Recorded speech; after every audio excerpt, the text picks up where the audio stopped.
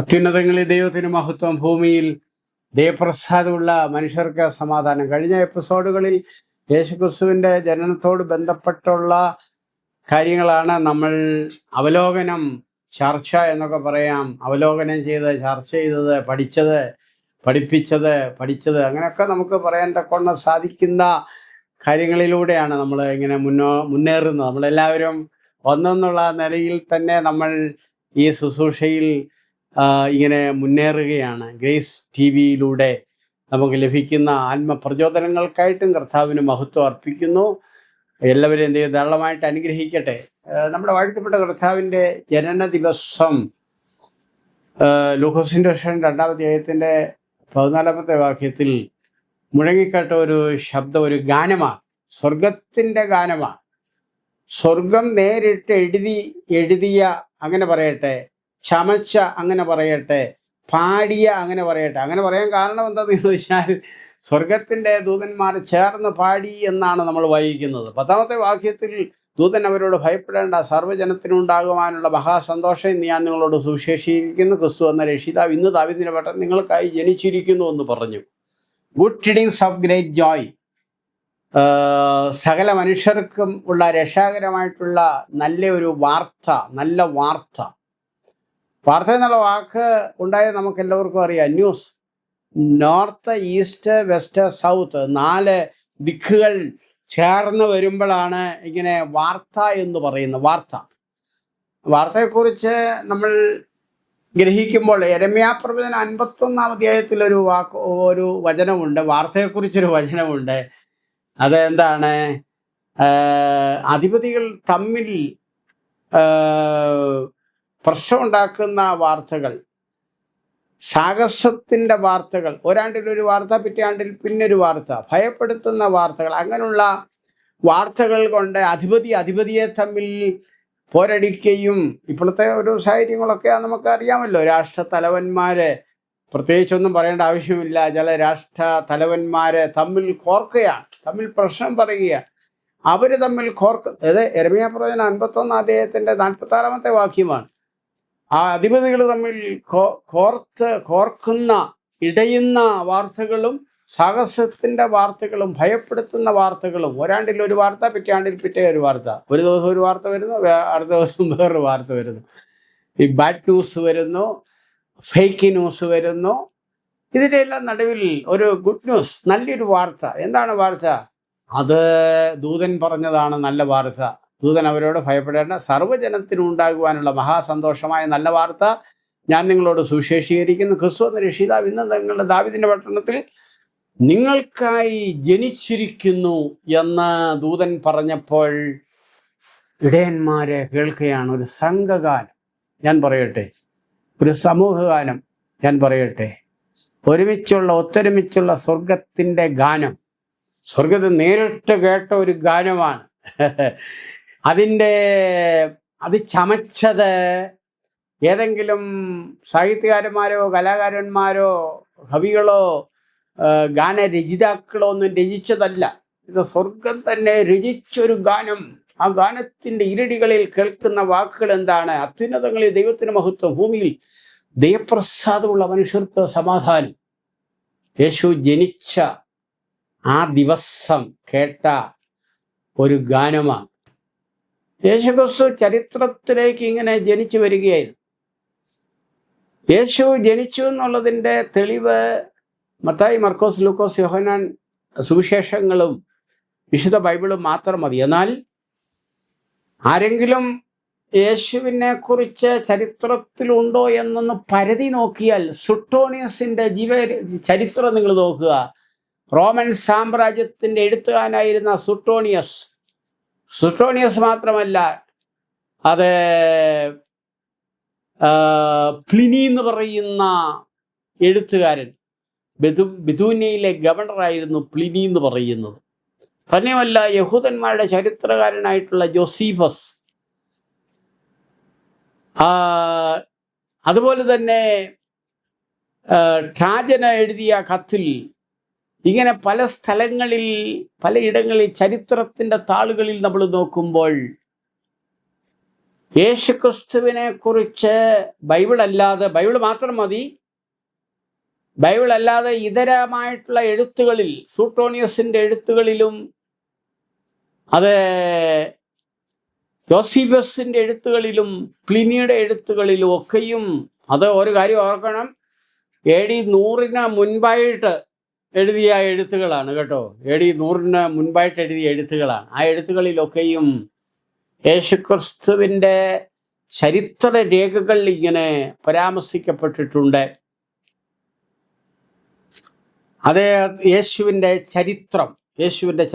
യേശു ചരിത്രത്തിലേക്ക് വരികയായിരുന്നു. AD എന്നും BC എന്നും ലോ ചരിത്രത്തെ രണ്ടായിട്ട് തിരിച്ചുകൊണ്ട് അനോ ഡൊമിനിയാണ് AD, BC before Christ, the year of our Lord എന്ന് പറയുന്ന ഒരു ദിവസം, ഒരു ചരിത്രം ലോക ചരിത്രത്തിൽ ഇങ്ങനെ കുറിക്കുകയായിരുന്നു. ക്രിസ്തുവിൻ്റെ ജനനത്തോടുകൂടെ കുറിക്കുകയായിരുന്നു. അങ്ങനെ യേശുക്രിസ്തു ആ ജനിച്ചതിനു ശേഷമായിട്ട് ഇടയന്മാരുടെ പ്രതികരണം ലൂക്കോസിന്റെ സുവിശേഷം 2-ാം അധ്യായത്തിലാണ്, വേദോത്സവത്തിൽ നിന്നാണ്, സുവിശേഷത്തിൽ നിന്നാണ് പറയുന്നത്. 2-ാം അധ്യായത്തിൽ ഇടയന്മാരെന്ത് ചെയ്തു എന്ന് പറയുന്നൊരു ഭാഗമുണ്ട്. ഇടയന്മാരെന്ത് ചെയ്തു? ഇടയന്മാര് ഇങ്ങനെ യേശുക്രിസ്തുവിനെ അന്വേഷിച്ചുകൊണ്ട് അവിടെ ലൂക്കോസിന്റെ സുവിശേഷത്തിൽ ബന്ധപ്പെട്ട് ചെന്നു എന്ന് പറയുന്നുണ്ട്. ഇടയന്മാർ ബന്ധപ്പെട്ട് ചെന്നു. യേശുക്രിസ്തുവിന്റെ ജനനത്തെക്കുറിച്ചുള്ളൊരു ദൃശ്യാവിഷ്കരണം, ഒരു സ്കിറ്റ്, ഒരു കോളേജ് വിദ്യാർത്ഥികൾ ഒരിക്കൽ ഒരു സ്ഥലത്ത് ഇങ്ങനെ ഒരു സ്കിറ്റ് ഇങ്ങനെ അവരെ ഇങ്ങനെ കാണിക്കുകയുണ്ടായി. ആ സ്കിറ്റ് ഇതാണ്: മറിയയും യോസഫും ഇങ്ങനെ വരുന്നു, യഹൂദിയിൽ ബേത്ലഹേമിൽ ഇങ്ങനെ വരികയാണ്, അതിൻ്റെ അടുത്ത സ്ഥലത്ത് ഇങ്ങനെ വരികയാണ്. അവർ വരുന്ന എവിടെ നിന്നറിയാം? ദൂരസ്ഥലത്തു നിന്ന് ഇങ്ങനെ വരികയാണ്. ഇനി ചരിത്രത്തിൻ്റെ താളുകളിൽ കാണുന്നത് പോലെ പേർവഴി ചാർത്തണമെന്നുള്ള വിളംബരമുണ്ടായി. ഓഗസ്റ്റസ് സീസറിന്റെ കാലത്ത് പേർവഴി ചാർത്തണമെന്നുള്ള വിളംബരമുണ്ടായി. എന്ന് പറഞ്ഞാൽ സെൻസസ് എടുക്കുക എന്ന് പറയുന്ന മഹത്തായിട്ടുള്ളൊരു കാര്യം ചെയ്യണമെന്ന് രാജകീയമായിട്ടുള്ള വിളംബരങ്ങളുണ്ടായി. ദേശം മുഴുവനും വിളംബരം പ്രഖ്യാപിച്ചു. ഇതാണ് വിളംബരം. ഓരോരുത്തരെ സെൻസസ് എടുക്കണമെന്നുള്ള വിളംബരം പുറപ്പെടുവിച്ചപ്പോൾ മറിയയും യോസഫും കൂടെ അവരെ ബേത്ലഹേമിൽ, യഹൂദിയിലെ ബേത്ലഹേമിൽ അതിൻ്റെ സ്ഥലത്തുള്ളവരാകയാൽ ഗലീലയിൽ നിന്ന് അവരിങ്ങനെ നടന്നു വരികയാണ്. മറിയ പൂർണ്ണ ഗർഭിണിയാണ്.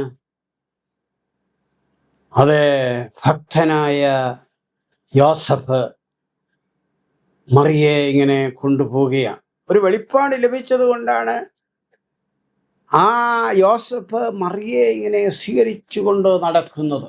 ദൈവത്തിൻ്റെ വെളിപ്പാടുകൾ ലഭിക്കുമ്പോൾ ഏത് സാഹചര്യമാണെങ്കിലും അതിനെ ഉൾക്കൊള്ളുവാൻ മനസ്സുള്ള, ചിന്തയുള്ള, കാമ്പുള്ള, ചിന്തയുള്ള സകലർക്കായിട്ടും ഞാൻ കർത്താവ് ഒരു മഹത്വം അർപ്പിക്കുമ്പോൾ, ഞാനൊരു കാര്യം നിങ്ങളോട് പറയാം. കർത്താവിൻ്റെ വെളിപ്പാടിന് വിധേയപ്പെട്ടാൽ, ദൈവത്തിൻ്റെ വചനത്തിന് വിധേയപ്പെട്ടാൽ, ദൈവത്തിൻ്റെ നടത്തിപ്പുകൾക്ക് വിധേയപ്പെട്ടാൽ, ഏത് സാഹചര്യമാണെന്നെങ്കിലും ആ സാഹചര്യങ്ങളെ മാറ്റിമറിക്കുവാൻ കഴിവുള്ള ദൈവത്തിൻ്റെ കൃപ ഈ വചനത്തോടുകൂടെ വ്യാപരിക്കുകയാണ്. മറിയയും യോസഫും കൂടെ ഗലീലയിൽ നിന്ന് നടന്ന് മലകൾ താണ്ടി, പർവ്വതങ്ങൾ താണ്ടി, മലകൾ കഴിഞ്ഞ് അവരിങ്ങനെ താഴ്വരകളിലൂടെ, മലകളിലൂടെ, മലഞ്ചരിവുകളിലൂടെ അവർ നടന്നിങ്ങനെ വരികയാണ്. അത് ദൃശ്യാവിഷ്കരണമായിട്ട് ആ സ്കിറ്റിൽ കോളേജ് വിദ്യാർത്ഥികളെ കാണിക്കുകയാണ്. ആളുകൾ ഇങ്ങനെ കണ്ടുകൊണ്ടിരിക്കുകയാണ്. അവർ വന്നു. അവർ യെരുശലേമിൽ വന്നപ്പോൾ മറിയയ്ക്ക് പ്രസവിക്കുവാനുള്ള സമയമായി.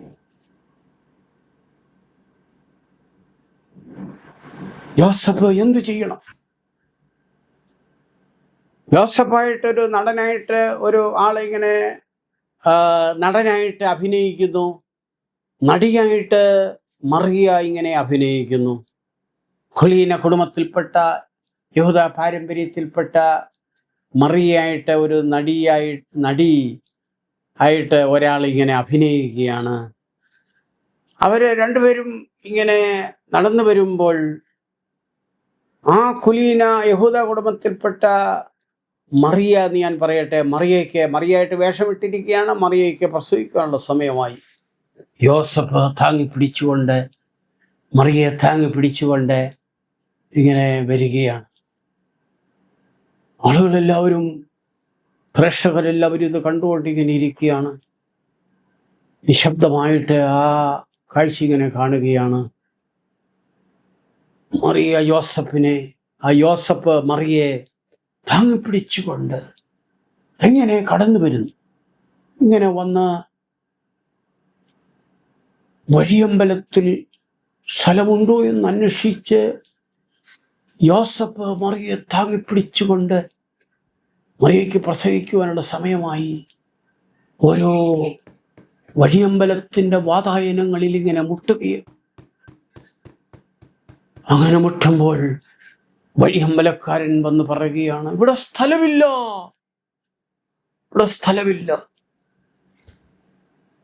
പ്രേക്ഷകരെല്ലാവരും അക്ഷേമരായി ഇത് കണ്ടുകൊണ്ടിരിക്കുകയാണ്.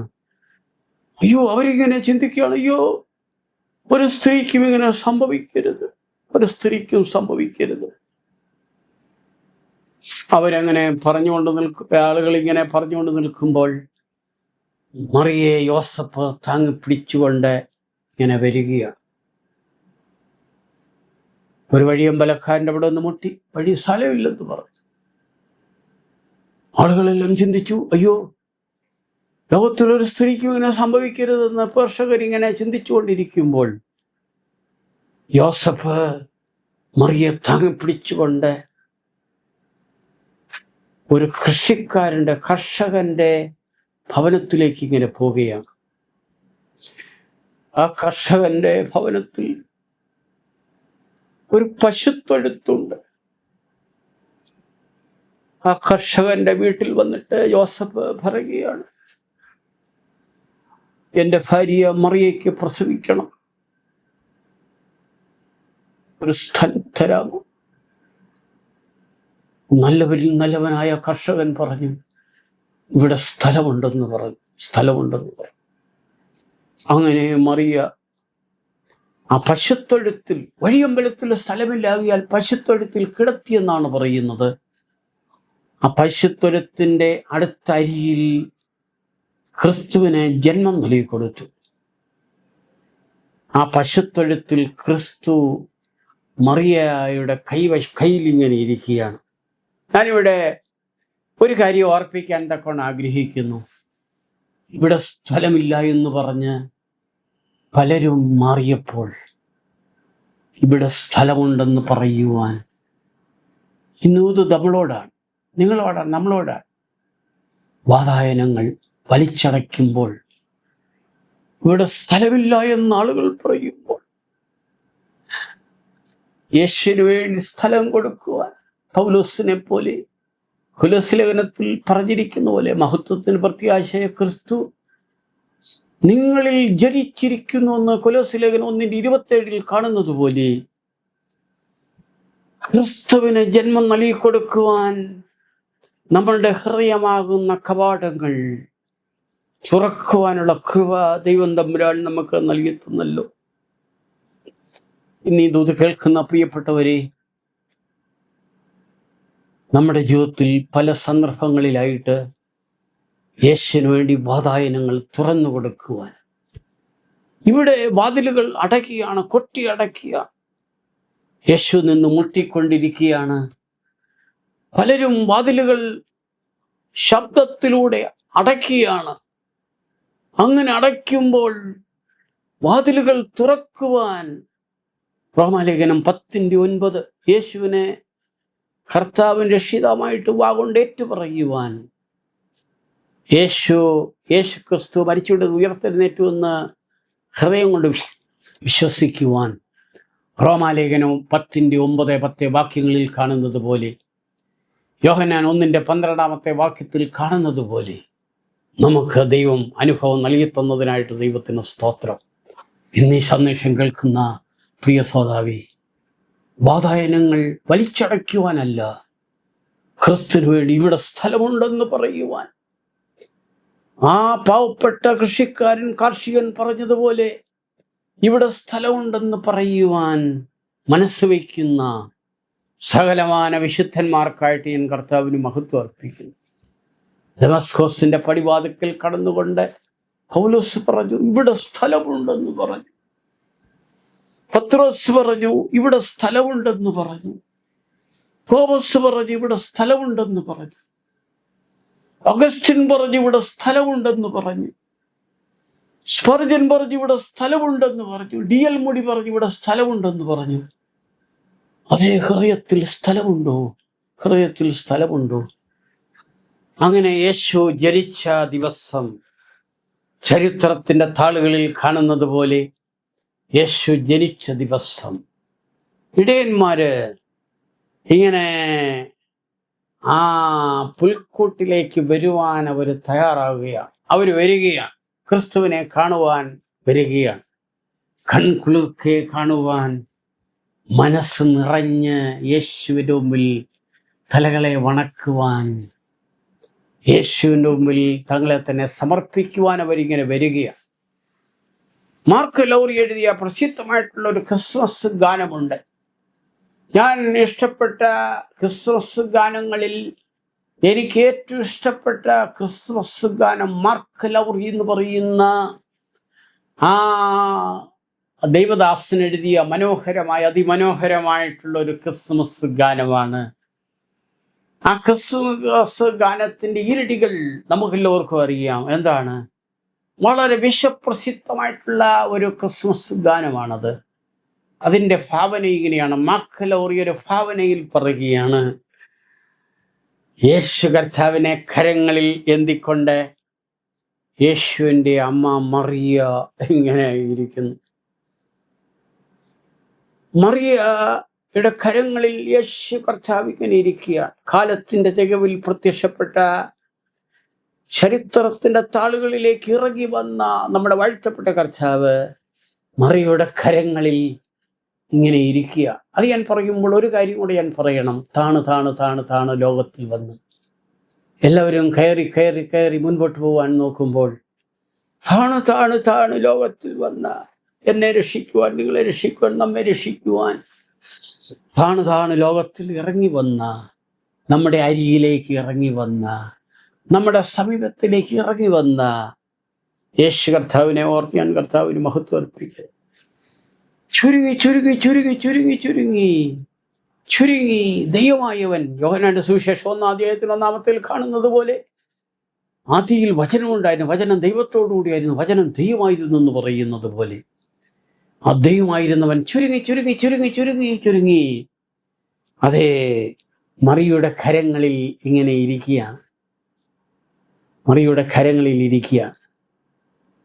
അതെ, വിദ്വാൻമാര് ആ വന്നതിനെ കുറിച്ച് കർത്താവിന്റെ ദാസൻ സൈമൺ സാർ അവർ വന്നു മകർന്നിനടുക്കൽ ഭക്തിയോടെ പുന്നുമോരു കുന്തിരുക്കം കാഴ്ച വെച്ചു. ഉന്നതാധികാരമുള്ള മന്നവൻ എന്നതന്യർ സന്നമിച്ചു ഘോഷിക്കുന്നിതാ. ആട്ടിടയർ കൂട്ടമായി വന്ന